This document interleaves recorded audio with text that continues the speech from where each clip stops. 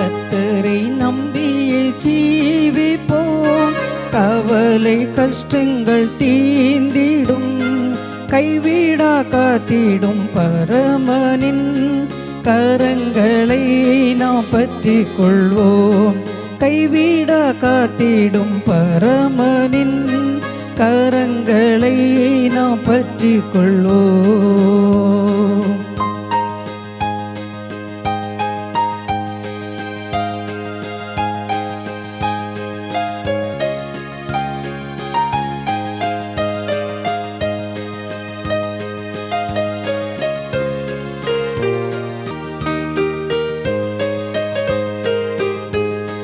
ஜீவதேவன் பின் செல்லுவோம், ஜீவ ஒளிதனை கண்டடைவோம். ஜீவதேவன் பின் செல்லுவோம், ஜீவ ஒளிதனை கண்டடைவோம். மனதின் காரிருள் நீங்கிடவே மாசமாதானம் தங்கும், மனதின் காரிருள் நீங்கிடவே சமாதானம் தங்கும்.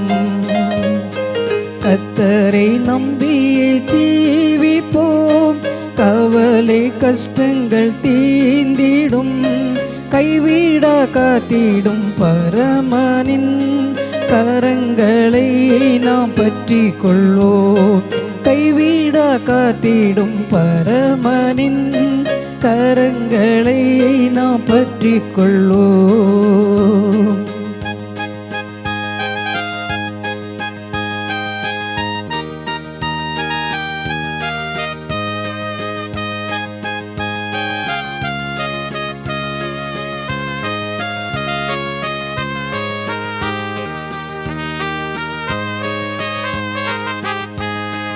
உண்மை வழி நடந்திடும் உத்தமனுக்கென்றும் கர்த்தர் துணை. உண்மை வழி நடந்திடும் உத்தமனுக்கென்றும் கர்த்தர் துணை. கண்கள் அவன் மீது வைத்திடுவார், கருத்தாய் காத்திடுவார். கண்கள் அவன் மீது வைத்திடுவார், கருத்தாய் காத்திடுவார். கர்த்தரை நம்பியே ஜீவிப்போம், கவலை கஷ்டங்கள் தீந்திடும், கைவிடா காத்திடும் பரமனின் கரங்களை நாம் பற்றி கொள்வோம். கைவிடா காத்திடும் பரமனின் கரங்களை நாம் பற்றி கொள்வோம்.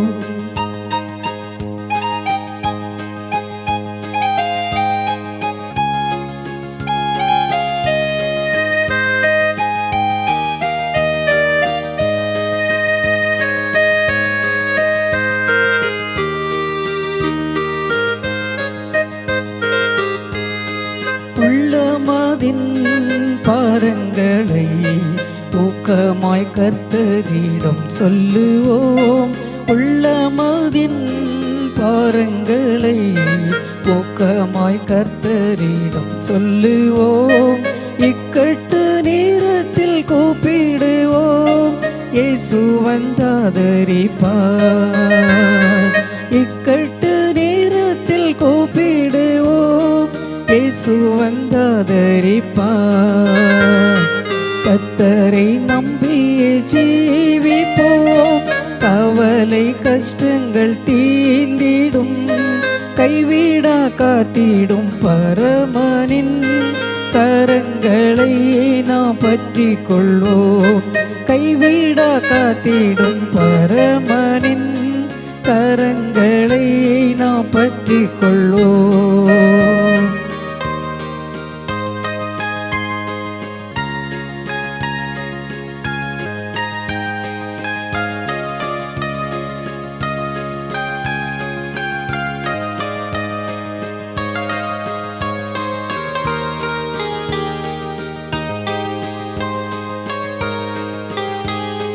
அன்புமிகும் மண்ணலிவர் அருமை இயேசுவை நெருங்குவோம். அன்புமிகும் மண்ணலிவர் அருமை இயேசுவை நெருங்குவோம். தம்மண்டை வந்தோரை தள்ளிடாரே தாங்கி அணைத்திடுவார்.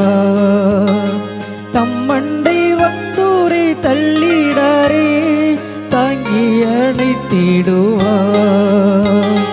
கர்த்தரை நம்பியே ஜீவிப்போம், கவலை கஷ்டங்கள் தீர்ந்திடும். கைவிடா காத்திடும் பரமனின் கரங்களை நாம் பற்றி கொள்வோம். கைவிடா காத்திடும் பரமனின் கரங்களை நாம் பற்றி கொள்வோம்.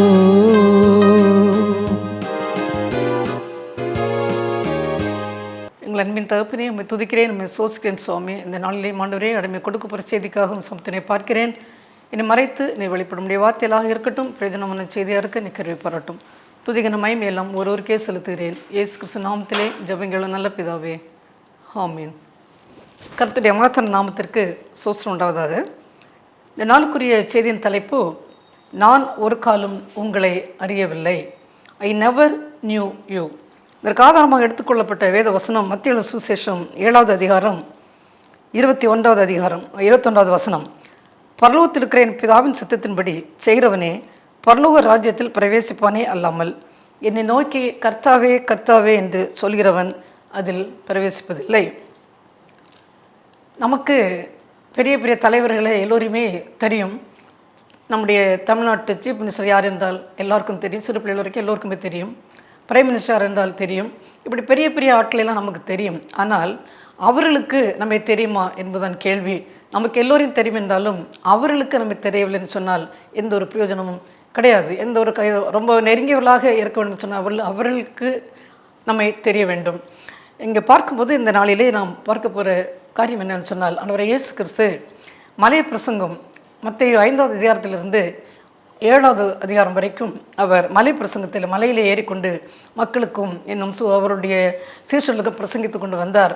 அருமையான ஒரு மலை பிரசங்கம். இதே போல் யாருமே உலகத்தில் இதுவரை இப்படிப்பட்ட ஒரு நீதி நியாயமான ஒரு பிரசங்கத்தை யாருமே மக்களுக்கு சொன்னது கிடையாது. அவ்வளோ ஒரு அருமையான ஒரு பிரசங்கம். மகாத்மா காந்தி, அம்பேத்கர் இவர்கள் எல்லாம் இதை பார்த்து என்னோட வாழ்க்கையில் பல மாற்றங்கள் வந்தது. ஆனால் அவள் ஏன் கிறிஸ்தவளாக மாறவில்லை என்று சொன்னால், கிறிஸ்தவளை பார்த்துதான், கிறிஸ்துவை பார்த்தார்கள், அந்த கிறிஸ்துவை பார்த்தான் அவர்களுக்கு பயம். எனவே அவர்கள் கிறிஸ்தவர்களாக மாறவில்லை. என்றாலும் இந்த நாளிலே நான் பார்க்குறது என்னவென்று சொன்னால், அந்த மத்தேயு சுவிசேஷம் 7வது அதிகாரத்தில் பார்க்கும்போது இவர் எல்லாவற்றையும் 5வது அதிகாரத்திலும் பல காரியங்களை சொல்லிக்கொண்டு வருகிறார். ஆவியில் எளிமையுள்ளவர் பாக்கியவான்கள், இன்னும் சமாதானம் பண்ணவர்கள் பாக்கியவான்கள், எல்லாம் அந்த பீட்டிடியூட்ஸ் எல்லாம் சொல்லிக்கொண்டு வருகிறார். அதுக்கு பிறகு பார்த்தோம்னு சொன்னால் எப்படி ஜெபம் பண்ண வேண்டும், எப்படி நாம் தர்மம் செய்ய வேண்டும், எப்படி உபவாசம் செய்ய வேண்டும் என்று பல காரியங்களை, சிநேகிதர்கள் எப்படி நாம் நம்மை பயப்பவர்களை நாம் எப்படி சிநேகிக்க வேண்டும், நமக்கு எதிர்கொண்டு வருவர்களுக்கு நாம் ஜெபிக்க வேண்டும். சகோதர ஸ்நேகம் என்பது என்ன? ஆலயத்தில் போய் காணிக்க வைப்பதுக்கு முன்பதாகும் சகோதரன் உனக்கு ஏதாவது ஒரு உனக்கு ஒரு மிஸ் அண்டர்ஸ்டாண்டிங் தான், அதே மாதிரி தீர்த்துக்கிட்டு வா என்றும், சகோதரனை நாம் என்ன ஒரு வார்த்தையை சொன்னால் கூட அது பெரிய ஒரு அவ்வளோ ஒரு பழியான ஒரு காரியம் என்றெல்லாம் பல காரியங்களை அவருடைய இயேசு கிறிஸ்து அந்த மலை பிரசங்களை சொல்லிக்கொண்டே வந்தார். கடைசியில் என்ன சொல்லலான்னு சொன்னால், அங்கே தான் வரும்போது சில என்னுடைய 7வது அதிகாரம் 22 வசனத்தில் பார்க்கும்போது, பரலோகத்தில் இருக்கிற என் பிதாவின் சித்தத்தின்படி செய்கிறவனே பரலோகத்தில் பிரவேசிப்பானே அன்றி என்னை நோக்கி கர்த்தாவே கர்த்தாவே என்று சொல்கிறவன் அதில் பிரவேசிப்பதில்லை. நான் கிறிஸ்து சொல்கிறார். அப்பொழுது அவர் சொல்கிறார், இன்னும் பலர் என்னை பார்த்து சொல்வார்கள், கர்த்தாவே கர்த்தாவே இந்த நாமத்தினால் நாங்கள் தீர்க்க தரிசனம் சொன்னோம், பிசாசுகளை விரட்டினோம், அநேக அற்புதங்களை செய்தோமே என்று சொல்வார்கள். ஆனால் ஆண்டவராய் இயேசு கிறிஸ்து அதை பற்றி என்ன சொல்வார் என்று சொன்னால், அந்நாளில் அநேகர் என்னை நோக்கி கர்த்தாவே கர்த்தாவே உமது நாமத்தினாலே தீர்க்க தரிசனம் உரைத்தோம் அல்லவா, உமது நாமத்தினாலே பிசாசுகளை துரத்தினோம் அல்லவா, உமது நாமத்தினாலே அநேக அற்புதங்களை செய்தோம் அல்லவா என்பார்கள். அப்பொழுது நான் ஒரு காலம் உங்களை அறியவில்லை, அக்கிரம செய்யக்காரரே என்னை விட்டு அகன்று போங்கள் என்று அவர்களுக்கு சொல்லுவேன் என்று சொல்லி ஆண்டவர் இயேசு கிறிஸ்து சொல்கிறார். இப்படி ஆண்டவருடைய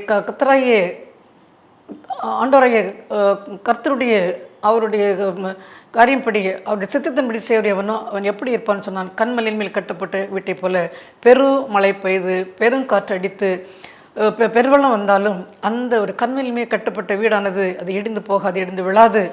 ஸ்ட்ராங்காக இருக்கும். இப்படி என்னுடைய பிதாவின் சித்தத்தின்படி செய்வன் எவனோ அவன் கண்மலையிலே கட்டப்பட்ட வீடு போல அவன் நீதிமான் என்று சொல்லி ஆண்டவர் இயேசு சொல்கிறார்.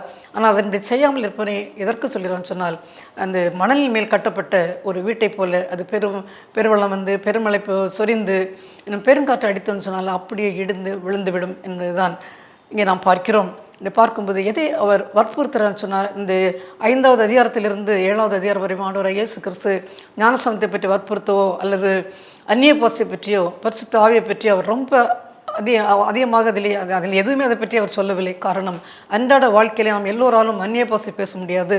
அவ்வளோ பெரிய பரிசுத்தம் கிடையாது. நமக்கு பரிசுத்தாவின் அபிஷேகம் கிடைக்கும். நம்ம எல்லோரும் இந்த நாட்களில் நம்ம தாமே ஏமாற்றி கொண்டு இருக்கிறோம். பரிசுத்தாவின் அபிஷேகம் பெற்றவர்களாம் கையை தூக்கணும்னு சொன்னால் சபையில் அத்தனை பேருமே கையை தூக்குவார்கள். அதெல்லாம் ஒரு பொய்யான ஒரு காரியம்தான். அப்படியெல்லாம் அவ்வளோ சாதாரணமாக கிடைக்காது. இன்னும் பிசாசுகளை துரத்தணும் என்றெல்லாம் சொல்லி பல காரியங்களை நாம் சொல்லிக் கொண்டு இருக்கிறோம்னால் ஆண்டவர் இயேசு கிறிஸ்து என்ன சொல்லணும்னு சொன்னால், பிதாவாகிய கர்த்தருடைய சித்தத்தின்படி செய்கிறவன் எவனோ அவனே தான் நீதிமான் என்று சொல்கிறார். நாம் பார்க்கிறோம். இன்னும் நான் பார்த்தோம்னு சொன்னால், ஒரு 2 ஃப்ரெண்ட்ஸ், 2 பக்கத்து வீட்டில் பெண்கள், அவர்கள் ஆண்டவர் இயேசு கிறிஸ்துவை கடவுள் கர்த்தரை எப்படியாவது பார்க்க வேண்டும் என்று சொல்லி ஜெபித்து கொண்டே இருந்தார்கள். ஒரு நாள் ஜெபத்திலே வந்து ஆண்டவர் சொல்கிறார், நான் இன்று நாளை உங்களை வந்து நான் சந்திப்பேன் என்று ஆண்டவர் கர்த்தர் சொல்லிவிட்டார், தேவன் சொல்லிவிட்டார். சொன்னோடனே இவர்கள் 2 பேரும் கனவிலே வந்து சொன்னார், இப்படி நான் நாளை வந்து உங்களை சந்திப்பேன் என்று சொல்லி. இவர்கள் அடுத்த நாள் காலையிலே அதிகாலையிலே எழும்பி நல்ல வீடு எல்லாம் சுத்தம் செய்து எல்லாம் க்ளீன் பண்ணி நல்ல ஆகாரத்தை எவ்வளவு தூரம் நன்றாக சமைக்க முடியுமோ ஸ்பெஷலான ஃபுட் ஐட்டம் எல்லாம் அவர்கள் ரெடி பண்ணி வைத்து விட்டு ரெடியாக இருந்தார்கள். ஒரு 10 மணி இருக்கும். 10 மணிக்கு ஒரு முதல்ல உள்ள அந்த லேடி வீட்டில் வந்து கதவு தட்டப்பட்டது.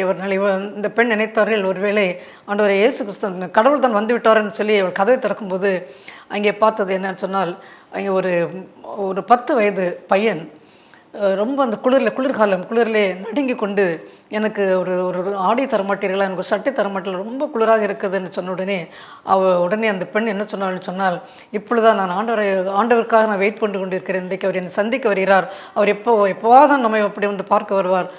அவரை பார்த்து விட்ட பிறகு நீ பின்னாடி வா, நான் தருகிறேன் என்று சொல்லிவிட்டாள்.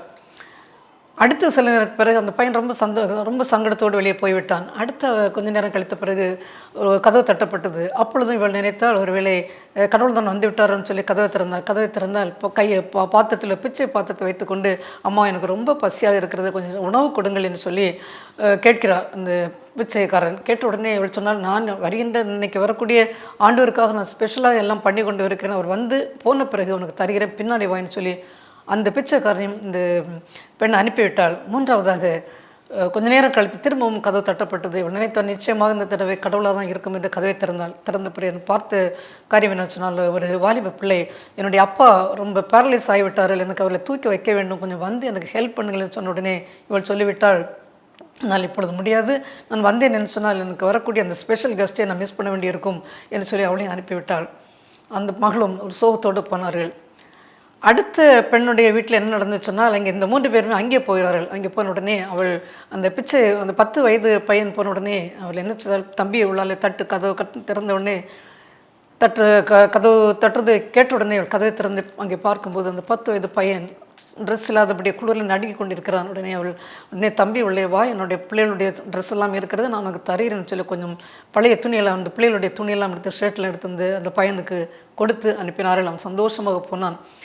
இன்னும் கொஞ்சம் நேரம் கழித்து கதை தட்டும். இவன் நினைத்தால் ஒருவேளை வந்துவிட்டார் போல, நம்முடைய ஆண்டவர் நம்மை சந்திக்க வரேன்னு சொன்னாரே, நேரடியாக பார்க்க வேண்டும் ஆசைப்பட்டோமே, வந்திருப்பன். கதவை திறந்தால் அந்த பிச்சைக்காரன் ஒருவன் பிச்சை பாத்திரத்தை வைத்துக்கொண்டு, அம்மா எனக்கு பசியாக, 4 நாட்கள் சாப்பிடவே இல்லை, எனக்கு பசியாக இருக்கிறது, ஆகாரம் கொடுங்கள்னு சொன்ன உடனே அவர் கொஞ்சம் உள்ளாலே வாருங்கள் சொல்லி அங்கே போய் நல்ல சாப்பாடு செய்ததுக்கு இன்றைக்கு ஒரு ஸ்பெஷல் கெஸ்ட் வருகிறார், அதனால் உனக்கு நல்ல யோகம்தான், இன்றைக்கி நல்ல சமையல்லாம் பண்ணி வைத்துங்கன்னு சொல்லி வீட்டில் இப்போ பின்னாலே கிச்சனில் போய் இருந்து எடுத்து நல்ல ஆகாரத்தை கொண்டு அந்த பிச்சைக்காரனுக்கு கொடுத்து அவன் சந்தோஷமாக எடுத்துக்கொண்டு போனான். இன்னும் கொஞ்ச நேரம் கழித்து கதை தட்டப்பட்ட உடனே என்ன நடந்ததுன்னு சொன்னால், திறக்கும்போது இவர்களும் நினைத்தது எப்படி அது கடவுளாக தான் இருக்கும், கடவுளாக தான் வந்திருப்பாருன்னு சொல்லி பார்த்தால் அங்கே அதல்ல, அந்த கடவுள் வரவில்லை. ஆனால் என்ன நடந்தது சொன்னால், அங்கே எந்த ஒரு வாலிப பெண் தன்னுடைய தகப்பன் பேரலைஸ் ஆகிற அவருக்கு உதவி செய்ய வேண்டும் என்று அங்கே போய் அழைத்து அவள் வரமாட்டேன்னு சொன்னாலோ, இங்கே வந்த உடனே இந்த பெண் உடனே அவள் என்ன பண்ணிக்கணும்னு சொன்னால், ஒரு பேப்பர் எடுத்து ஒரு நோட்ஸ் எழுதி வைத்து, ஆண்டவரே நான் எப்படியாக ஒரு மகள் வந்து தன்னுடைய தகப்பனார் பேரலைஸ் ஆகியிருக்கிறார், அவருக்கு உதவி செய்ய வேண்டும் என்று சொல்லி என்னை அழைக்க வந்திருக்கிறார், போய் பார்த்து விட்டு நான் வந்து விடுகிறேன், அப்படி வந்தால் எனக்காக எனக்கு கொஞ்சம் நேரம் வெயிட் பண்ணுங்கள் சொல்லி சின்ன ஒரு நோட்ஸ் எழுதி வைத்து விட்டு இவள் போனால், போய் அங்கே போய் ஹெல்ப் பண்ணிவிட்டு இந்த அம்மா வந்தார்கள். இரவிலே 2 பேருக்குமே இவர்கள் நல்ல தூக்கம் தூங்கிட்டு இருந்தால் கனவிலே இவர்கள் ஆண்டவரை பார்க்கிறார்கள். பார்த்த உடனே நான் எவ்வளோ நேரம் நாங்கள் வெயிட் பண்ணி கொண்டு இருந்தோம் என்று பார்த்தோன்னே இந்த முதல் லேடியிடமும் ஆண்டவர் சொன்ன பதில் என்னன்னு சொன்னால், மூன்று விதமான மக்கள் வந்தார்களே, அது நான் தான். அந்த ஒரு வடிவத்தில் நான் வந்தேன், ஆனால் என்னை கவனிக்கவில்லை. பசியோடு வந்தேன், ஆகாரத்தை கொடுக்கவில்லை. ஆடை இல்லாமல் வந்தேன், எனக்கு ஆடையினை கொடுக்கவில்லை. குளிரில் வந்து நடுங்கினேன், நான் பலவீனமாக படுத்திருந்தேன், எனக்கு உதவி செய்ய வரவில்லைன்னு சொல்லி, அதனால் நீ மிஸ் பண்ணி விட்டாய் என்று சொல்லிவிட்டார். அந்த அடுத்த பெண்ணுக்கும் கனவிலே வந்து ஆண்டவரே நான் எவ்வளவு தூக்கத்திலே கனவிலே வந்து ஆண்டவர் சொல்கிறார், இவள் கேட்கிறாள், எவ்வளோ தூரம் வெயிட் பண்ணி கொண்டே சாப்பாடெலாம் பண்ணிவிட்டேன், வெயிட் பண்ணி கொண்டிருந்தேன், ஏன் வரவில்லை, நாளை வருவேன் என்று சொன்னீரே, ஏன் வரவில்லை என்று கேட்ட உடனே நான் வந்தேன், 3 முறை வந்தேன். முதல்ல வந்தது நான் தான். அந்த 10 வயது பையன் குளிரிலே வந்தானே, உடனே ஆடை எனக்கு கொடுத்தாய், அதுவும் நான் தான். 2வது பிச்சை எடுத்து பசி என்று சொல்லி வந்தேனே, எனக்கு நீ அந்த ஸ்பெஷலாக செய்த அந்த சாப்பாடை எனக்கு கொடுத்தாயே, அதை நான் கேட்க வந்து நான் தான். 3வது பலவீனமாக படுத்தது நான் தான், அந்த மகளோடு வந்து எனக்கு உதவி செய்தாய், அந்த 3 பேருமே நான் தான் என்று சொல்லி ஆண்டவர் மறைந்து விட்டார். பாருங்கள், ஆண்டவர் நேரடியாக வரமாட்டான். நாம் நினைத்து கொண்டு இருக்கிறோம், அதிகமாக ரெகுலராக சர்ச்சுக்கு போய்விட்டால், ரெகுலராக பைபிள் ஸ்டடி பண்ணிவிட்டால், இன்னும் வசனங்கள் பைபிளை பல முறை நான் படித்து பெருமையாக எல்லோரும் சொல்வார்கள், எல்லாம் செய்து விட்டால், தசம பார்த்து கொடுத்து விட்டால், ஆண்டவர் நம்மை ஆண்டவருடைய வருகை வரும்போது அவர் நம்மை பார்த்து அவர் நம்மை பார்த்து நேசிப்பற போல் அவர் சொல்ல போகிறது கிடையாது. ஆனால் எப்போது என்று சொன்னால், அப்படி சித்தத்தின்படி இப்படி இந்த சிறியரில் நீங்கள் எதை செய்தீர்களோ அது எனக்கும் செய்தீர்கள் என்று சொல்லி தான் கர்த்தர் சொல்கிறார். அப்படி சொல்லும்போது நாம் இப்படி கர்த்தர் வேறு வடிவிலே வரும்போது நாம் அந்தந்த சான்ஸில் விட்டுட்டோம்னு சொன்னால் இப்படித்தான் சொல்லுவார். நீங்கள் கர்த்தாவே என்று என்னை கூப்பிட்டாலும் நான் என்ன சொல்ல சொன்னால், அக்கிரம செய்யக்காரர்களே நீங்கள் அகன்று போங்கள், உங்களை நான் அறியேன் என்று சொல்லி ஒரு காலம் அறிந்ததில்லை என்று சொல்லி கர்த்தர் நம்மை பார்த்து சொல்லுவார். நாம் சிந்தித்து பார்க்க வேண்டும். அது அந்த மத்திய சுவிசேஷம் 26ஆம் அதிகாரத்தில் அங்கே இதைத்தான் பார்க்குறோம். அந்த பெண்கள் எப்படி நடந்து கொண்டார்களோ அது போல் அங்கே பார்க்கிறோம். என்னன்னு சொன்னால், ஆண்டவரை இயேசு கிறிஸ்துவின் அந்த 2வது வருகை வரும்போது அவர் சிங்காசனத்திலே தூதர்களோடு வந்து வீட்டிருக்கும்போது அவர் நம்மை நியாயம் விசாரிக்கும் போது இப்படித்தான் அவர் கேட்பார். 2 விதமாக மக்களை பிரித்து வலது பக்கத்திலே செம்மறி ஆடுகளையும் இடது பக்கத்திலே வெள்ளாடுகளையுமாக பிரித்து அந்த வலது பக்கத்தில் இருந்தவர்களை பார்த்து, நான் பசியாக இருந்தேன், எனக்கு நீங்கள் போஜனம் கொடுத்தீர்கள், தாகமாக இருந்தேன், எனக்கு தாகத்தை தீர்த்தீர்கள், அந்நியனாக இருந்தேன், என்னை சேர்த்து கொண்டீர்கள், காவலில் இருந்தேன், என்னை பார்க்க வந்தீர்கள், வஸ்திரம் இல்லாமல் இருந்தேன், எனக்கு வஸ்திரம் கொடுத்தீர்கள் என்று அவர்களை பார்த்து, நீதிமன்றங்களே, ஆண்டவர் உங்களுக்கு ஆயத்தம் பண்ணப்பட்டிருக்கிற அந்த பந்தியில் நீங்கள் வந்து பிரவேசிங்கள் என்று சொல்லி ஆண்டவர் வரும்போது நான் சொல்லுவேன் சொல்கிறார்.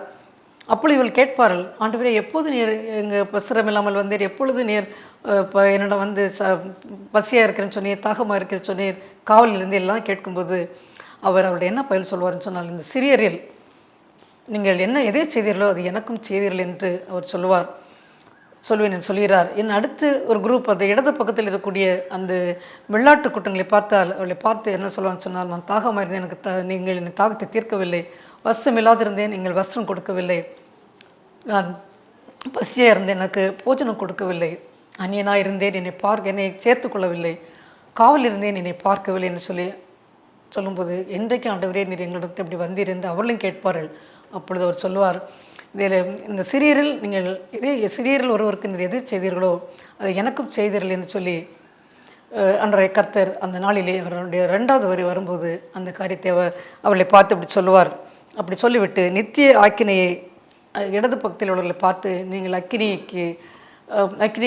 அங்கே தள்ளப்படுவீர்கள், இந்த வலது பக்கத்தில் இருந்தவர்களை பார்த்து நித்திய ஜீவனை அடைவீர்கள் என்று சொல்லி ஆண்டவரை இயேசு கிறிஸ்து சொல்கிறார். பார்க்கும்போது அன்றாட வாழ்க்கையில் இப்படி தான் பலர்கள் நாம் சந்திப்போம். ஆனால் அதையெல்லாம் அந்த சந்தர்ப்பங்கள் நாம் இழந்து விடுவோம். நம்ம நினைப்பது ஆலயங்களுக்கு நேரம் வந்து நாம் பார்க்கிறோம், இந்த நல்ல சமாரியன் கதையிலே பார்க்கிறோம், அந்த லேவியனும் ஆசாரியனும் ஆலயத்திற்கு போகிற அந்த தொழுகைக்கு போகக்கூடிய அந்த ஒரு அவசரத்திலே அவர்கள் குத்துயிராய் கிடக்கிறவனை கண்டு விலகி போனால்னு பார்க்கிறோம். பார்க்காமல் இருந்தாலும் கூட பரவாயில்லை, பார்த்து விலகி போனான்னு நாம் கூட பல நேரங்கள் அப்படி தான் இருக்கிறோம். ஆலயத்திற்கு நேரமாகிவிட்டது, இன்றைக்கு ஞாயிற்றுக்கிழமை நான் அங்கே தான் போக வேண்டும் என்று சொல்லி ஆலயத்திற்கு போக டைம் ஆகிவிட்டது, யார் வந்தால் கூட நம்ம உதவி செய்ய மாட்டோம். அந்த அளவுக்கு தான் நாம் இருக்கிறோம். நாம் நினைப்பதோ எல்லாம் செய்வதோ ஆண்டவரை பற்றி ஆண்டவருக்கு நாம் அந்த அளவுக்கு நாம் அவருக்கு முக்கியத்துவம் கொடுக்க நான் நினைக்கிறோம். அந்த செய்கையிலே நாம் காமிக்க வேண்டும். பசியோடு ஒருவர் வருவன்னு சொன்னால் நாம் அவரிடம் ஜெயிப்பேன் என்று சொல்லும்போது எந்த ஒரு பிரயோஜனமும் கிடையாது. அதை ஆகாரத்தை கொடுத்து விட்டு கொஞ்சம் அவர்களை அமரச் செய்து அதற்கு பிறகு அவர்களுக்கு நம்ம சத்தியத்தை சொல்லி சொன்னோம் என்று சொன்னால் அவர்களுக்கு வித்தியாசத்தை உணர்வார்கள். எப்படி இவர்கள்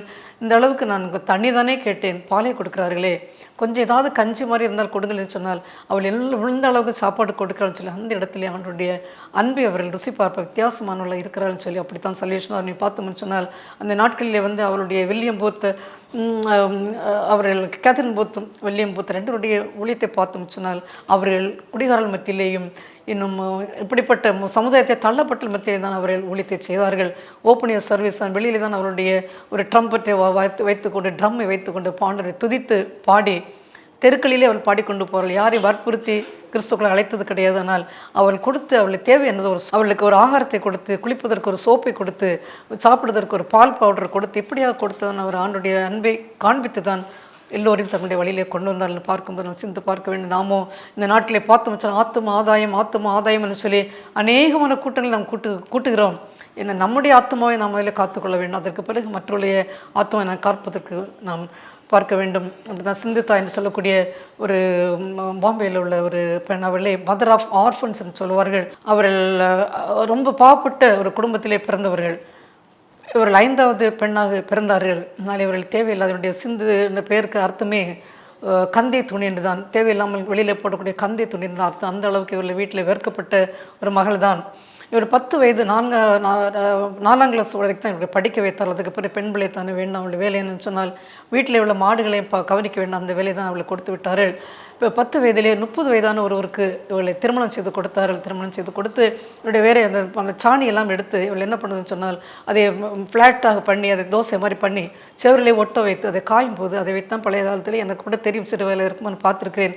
செவரிலே வீடுகளிலே அந்த மாடு நிறைய இருக்கின்றவர்கள் அந்த சாணியை எடுத்து அதுக்கு நல்ல உருட்டி அதை நல்ல ஃப்ளாட்டன் பண்ணி செவரில் வைப்பார்கள். நல்ல காய்ந்த உடனே சூரிய ஒளியில் நல்ல காய்ந்த உடனே அதை எடுத்து விறகாக அது எரிப்பதற்கு பயன்படுத்துவார்கள். அதே போல தான் செய்து கொண்டிருந்தால் என்ன நடந்து சொன்னால் கொஞ்சம் மோசமான கொஞ்சம் கூட்டம் வந்து அவள் இப்படி செய்வதெல்லாம் எடுத்துக்கொண்டு போய்விடுவார்கள். உடனே இவள் போய் கொஞ்சம் தைரியமான ஒரு பெண், இவள் போய் ஆஃபீஸர்கிட்ட கம்ப்ளைண்ட் பண்ணார்கள். கம்ப்ளைண்ட் பண்ணி என்ன நடந்துன்னு சொன்னால் அந்த ஆஃபீஸர் வந்து இவர்களை பிடித்து நல்ல சத்தம் போட்டு விட்டார். உடனே இவள் மேல் கோவப்பட்டு தன்னுடைய கணவர்கிட்ட போய் சொல்லியிருக்கிறார்கள், உங்களுடைய மனைவியை நாங்கள் கொலை செய்ய போகிறோம், இல்லைன்னு சொன்னால் அவளை வீட்டை விட்டு விரட்டி விடு என்று சொன்ன உடனே அப்போ நான் 9 மாதம் கர்ப்பிணியாக அவர்கள் நிறைய கர்ப்பிணியாக இருக்கிறார்கள்.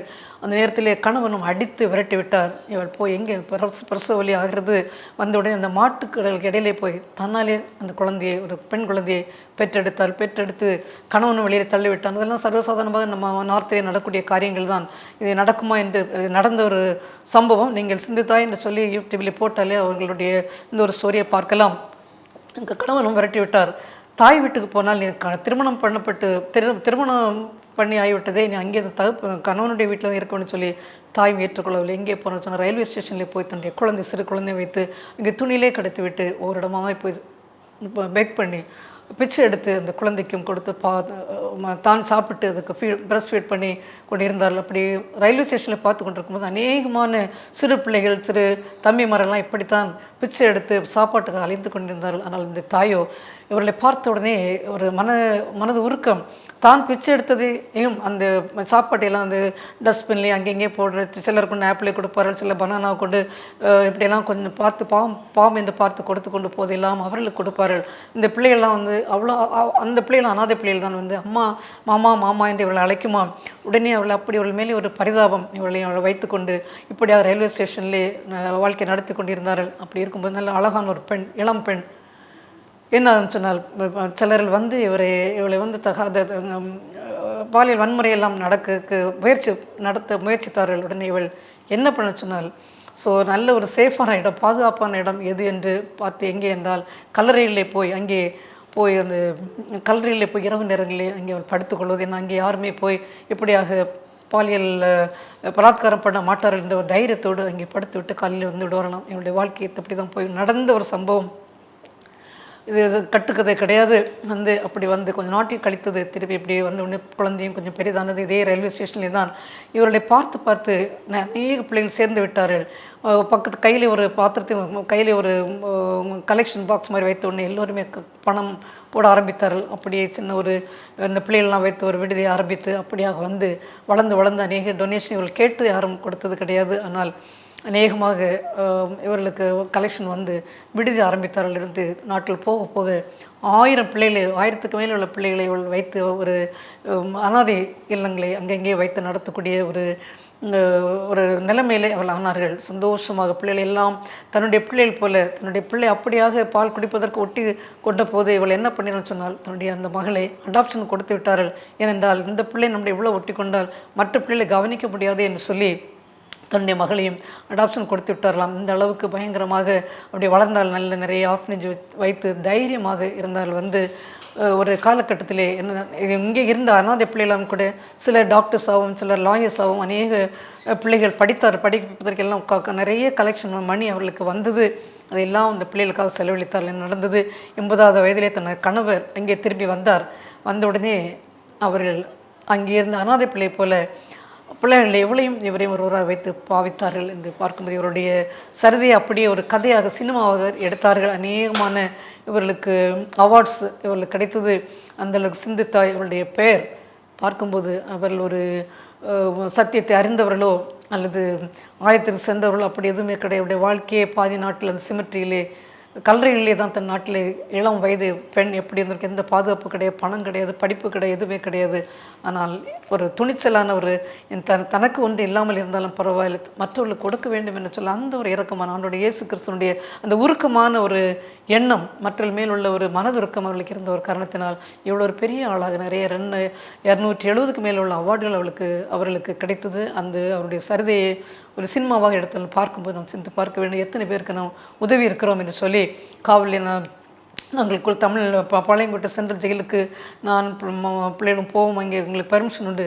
அங்கே போகும்போது ஒரு முறை ஒரு தீபாவளிக்கு நாங்கள் போயிருக்கும்போது அங்கே எல்லோருக்கும் ஸ்வீட்ஸ் எல்லாம் வாங்கிட்டு போன்ற உடனே அதே ஒரு குரூப் ஒரு பிளாக் உண்டு. அந்த பிளாக்ல இருக்கின்றவர்கள் எல்லாமே ஒரு ட்ரக்ஸ் அடிக்ட், நிறைய கொலை பண்ணினவர்கள். அவர்களை பற்றி அவங்களுக்கு ஞாபகம் இருக்காது. அந்த அளவுக்கு உள்ள மனநிலை பாதிக்கப்பட்டவர்கள் தான். அப்படி சூழ்நிலை காரணமாக நாங்கள் போகும்போது அங்கே சில பொருள் எல்லாம் செய்து அவர்களையும் செய்ய வைப்போம். சந்தோஷமாக இருப்பார். நிறைய ஃபோட்டோ ஃப்ரேம்ஸ் என்றும் நல்ல பொக்கே இப்படிலாம் செய்வதற்கு நல்ல மாடல்ஸ்லாம் வீட்டிலேருந்து மெட்டீரியலும் எடுத்துக்கொண்டு போவோம்.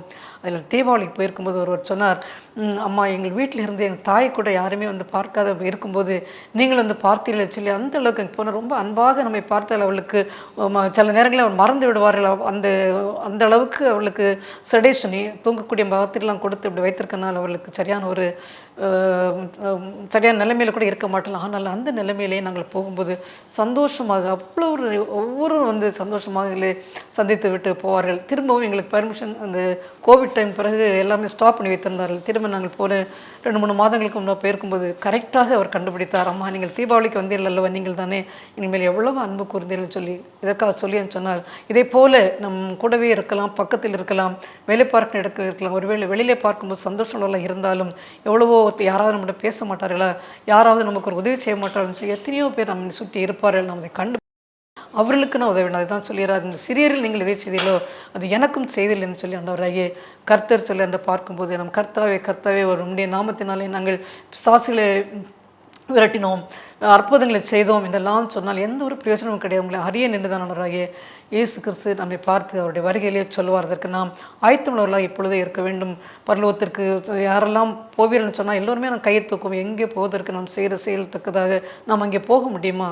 நித்திய ஜீவனை அடையக்கூடிய, நித்திய ஜீவனை பெற்றுக்கொள்ளக்கூடிய நிலைமைக்கு நாம் இந்த வாழ்கின்ற இந்த உலகத்தில் நாம் செய்தோம் என்று சொன்னால் அந்த ஆண்டவர் விரும்புவது உங்களை அறியேன் என்று சொல்லக்கூடிய நிலைமைக்கு நாம் போயிடாதபடி, நீ தாகமாக இருக்கும்போது எனக்கு தாகமாக இருந்தேன், தண்ணீர் கொடுத்தாய், வசம் இல்லாமல் இருந்தேன், வசம் தந்தாய் என்று சொல்லி நம்ம அந்நியனாக இருந்தேன், என்னை சேர்த்து கொண்டாய், காவலில் இருந்தேன், பார்க்க வந்தேன் சொல்லி அந்த ஒரு விட்னஸிங் வார்த்தைகள் ஆண்டவர் நம்மை பார்த்து சொல்ல வேண்டும். இன்னும் பார்த்தோம்னு சொன்னால் நாராயணன் கிருஷ்ணன் என்று ஒருவர் அப்படித்தான். அவரும் பெரிய ஒரு செஃப், தாஜ் ஹோட்டல்லே ஒரு ரொம்ப பெயர் பெற்ற ஒரு செஃப், சமையல் பண்ணுறதுல சீஃப் ஆனவர்.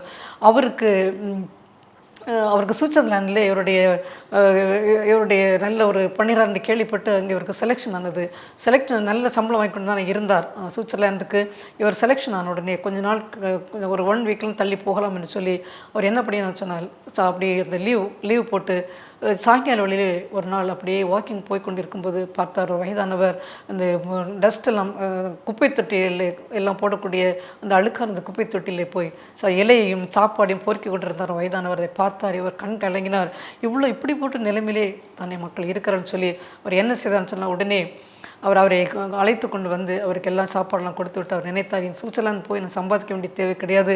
இதுவரை சம்பாதித்து நான் பணத்தை வைத்து இப்படிப்பட்டவர்களுக்கு, வயதானவர்களுக்கு, சாப்பாடு இல்லாதவர்களுக்கு, இப்போ அந்த பிச்சைக்காரர்களுக்கு நான் சாப்பாடு பண்ணி போடுவேன்னு சொல்லி தினமும் 400க்கு மேல் உள்ளவர்களுக்கு ஒவ்வொரு நாளும் அவர் சமைத்து கொடுப்பாராம்.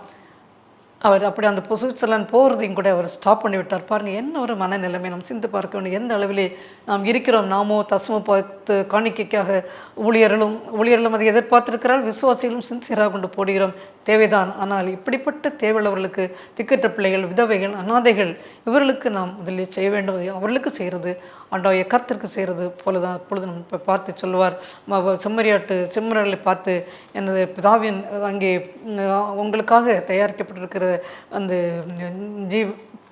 நித்திய ஜீவனை பெற்றுக்கொள்ளுங்கள் என்று சொல்கிற அளவுக்கு நாம் இருக்க வேண்டுமே தவிர, அக்கினியிலே போடுங்கள் என்று சொல்கிற லிஸ்ட்லேயே நாம் இருக்கக்கூடாது. இதை கேட்டுக்கொண்டு தேவப்பிள்ளையிலே ஒவ்வொரு நாளும் நமக்கு இப்படிப்பட்ட தருணங்கள் வரத்தான் செய்கிறது. ஆனால் நாம் தான் அதை அறிந்து கொள்ளாதபடி எதற்கு முக்கியத்துவம் கொடுக்க வேண்டுமோ நாம் நம்மை ஆண்டவர் பார்த்து அறியேன் என்று சொல்லக்கூடிய ஒரு சூழ்நிலைக்கு நான் இல்லாதபடி அவள் என் மகள், அவன் என் மகன், யாரை பார்த்தாலுமே உதவி செய்வானே, எனக்கு செய்கிற போல செய்வான்னு சொல்லி ஏழைகளுக்கு நான் செய்கிறது ஆண்டவருக்கு செய்கிற ஒரு பெரிய காரியம் என்பதை நாம் இந்த சத்தியத்திலிருந்து நான் அறிந்து கொள்ள வேண்டும்.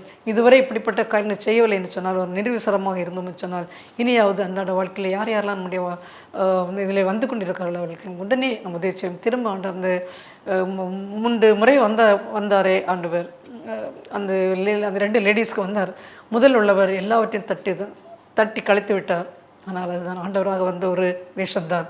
இப்படித்தான் நம் கூட தருணங்கள் வரும்போது நம்மை பார்த்து ஒவ்வொரு தொழிலும் கூட நானுமே எவ்வளோ இன்னும் செய்ய வேண்டியிருக்கு. டாக்டராக இருந்தாலும் டெலிவரி மட்டும் பார்ப்பதுதான் என்னுடைய கடமை என்று இல்லாதபடி, யார் வந்தாலும் பல நேரங்களிலே மனவேதனையோடு சில மனநோய் உள்ள பிள்ளைகளை, பெரிய பிள்ளை வைத்துக்கொண்டு வருவார்கள் பெற்றோர்களோட தனியாக நான் பேசுவேன். வெளியே போகும்போது சந்தோஷமாக போல் எனக்கும் அது மன சமாதானமாக இருக்கும்.